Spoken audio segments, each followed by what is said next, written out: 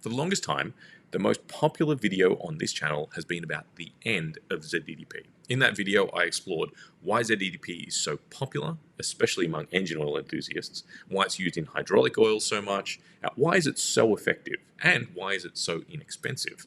So the reason it's so widely used is because it's cheap to make and it operates as a very effective anti-wear molecule and an effective antioxidant. And that makes it extraordinarily popular.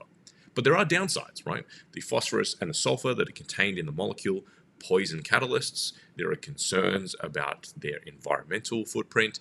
And so as a result, we're always looking for alternatives. But up until now, there's not been a credible alternative, because although there are products like graphene or these fullerene style molecules, or even boron derivatives that can kind of mimic the same properties, or even ionic fluids, the problem with these is that they're all very, very expensive. ZDDP is so cheap because, one, the components that make it are relatively inexpensive, but also it has immense scale. It being the most popular additive in the world makes it cheap.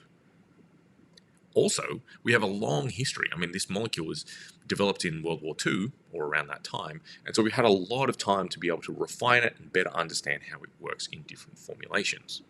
So, that's the challenge. Now, about 4 years ago, I had a conversation with one of the lead formulators at Mobil, a guy named David Holt. You'll hear a little bit more about him in a couple of weeks' time. But David, actually, we did an internal podcast at Mobil, and we talked about ZDDP and some of the alternatives. And he let slip the fact that a company called Paramins, which is now Infinium, actually developed a copper-based PIBSA molecule, which was very effective. The problem was, it was relatively expensive to produce, and as my understanding goes, it sort of went away. Another hint that he dropped, though, was that one of the hydraulic oils in the Mobil range, it doesn't exist anymore, didn't have a copper passivator in it, and what would often happen is that the copper in oil coolers on hydraulic systems would swap out for zinc, and it would make a copper DDP. Apparently, it was a very effective anti-wear molecule, and so my curiosity was kind of piqued. Now, in fact, I did another video on copper a couple of years ago on this channel, and mostly it was around copper contamination of oils. But I did actually drop some hints that copper could be used as an effective anti-wear additive, and that there was a decent amount of research going on, mainly in China, around using copper oleates as an anti-wear additive. Now, to my surprise, when reading Lubes and Greases magazine, I found a Russian oil company had built a blend plant. And what was unique about this Russian company is that they were working on a copper anti-wear additive. Now, this was a couple of years ago. I didn't really think anything of it. But a little while ago, a company based out of the UK called Neol got in contact with me to say that they were working on a similar technology and would I like to know more. So, given my background, absolutely, I jumped on a plane to Jakarta to meet up with the team and understand a little bit more about how their technology works. And their technology is very, very surprising, because although it's a copper-based anti-wear additive, it's based on organic copper salts, and they are claiming, right, that you can make a diesel engine oil that contains no SAPs, so no sulfur, no phosphorus, no ash, and no TBM. That violates everything that I understand to be true about engine oils, because combustion produces acids. You need bases to neutralize those acids. And if you don't have those bases, then you run into a whole bunch of issues with things like copper corrosion in bearings and things like that. So now my curiosity is kind of piqued, because how exactly does this technology work? And so I had them explain it to me, and the best way to learn is to teach. And so here is my explanation of how their technology works. So we're all aware of a phenomenon that is known as hydrogen embrittlement, and that's where hydrogen under high pressure invades itself into the metals, and it usually kind of aligns itself with the grain structure of the metals, and then what we get is hydrogen embrittlement. So it weakens the surface of the metals and it makes them susceptible to failure. Now, there's also a phenomenon which is called hydrogen wear. Now, this is a wear mechanism that I had never heard of, and I was very surprised, not that I know everything, but I was surprised that there's a wear mechanism that I haven't really heard of. Now, I kind of put some feelers out to a few tribology folks in the community, and they said, yeah, hydrogen wear, there was a whole bunch of research that was done about that in sort of like the 1970s, and then it sort of went away. Well, as it turns out, it didn't go away. It was just studied a lot more in Eastern Europe than it was anywhere else. And so there is actually a rich vein of kind of scholarship that I had to get translated from Russian into English to explain the hydrogen wear mechanisms. I did actually find a paper written by someone from Poland which explained the hydrogen wear mechanism as well. And so it seems like there's an entire vein of research that hasn't really existed in the West. Now, hydrogen wear, I don't think, is responsible for the vast majority of wear, right? We still have our traditional adhesive wear and abrasive wear mechanisms and corrosive wear, cavitation, all that sort of stuff. But it is a contributing factor. And what is interesting about Neol's technology is that they say that they are using hydrogen wear to make their anti-wear film. So I had to know a little bit more. So their idea is that if you have a bearing which is rotating near a surface, right, there is hydrogen in the oil and in water that is contained in the oil.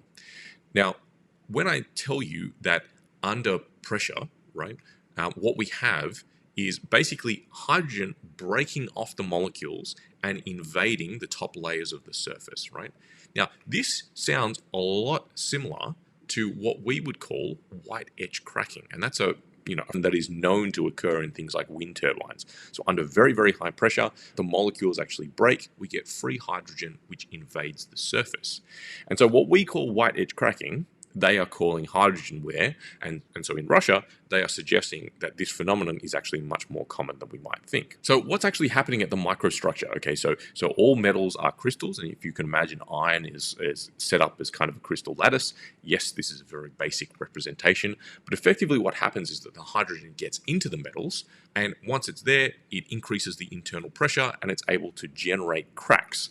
Now, these cracks are actually subsurface initiated, and once they reach the surface, then you get the formation of an actual wear particle, which then ends up in the flow stream. Now, the question is, why on earth are we using copper to develop this anti-wear layer? So the idea is that as the metal is removed, now the organic copper salts lay themselves down, and they become sort of like the anti-wear layer in place of something like a ZDDP. Now, our question is, why do we have to use copper? Why are we not using any other kind of metal? And why is copper considered a bit of a breakthrough here? Well, the reason is because if you look at the reactivity series of metals, look at everything on the left. Right? These are common metals which are used in the manufacturing of equipment. Now, magnesium's a little bit more rare, but Porsche, for example, made some magnesium-based crankcases in the 70s. Then you've got aluminium, which is very common in pistons. I've put zinc in here because it's the thing that we're comparing to as an anti-wear additive. Iron is obviously everywhere. Then you've got nickel and tin, which are very common in things like engine bearings. Then we've got hydrogen, and you can notice that hydrogen sits to the right of all of those metals, so it's more reactive. What do we have to the right of hydrogen? There's things like copper, silver, gold, and then if you keep going out to the right, there's platinum and palladium.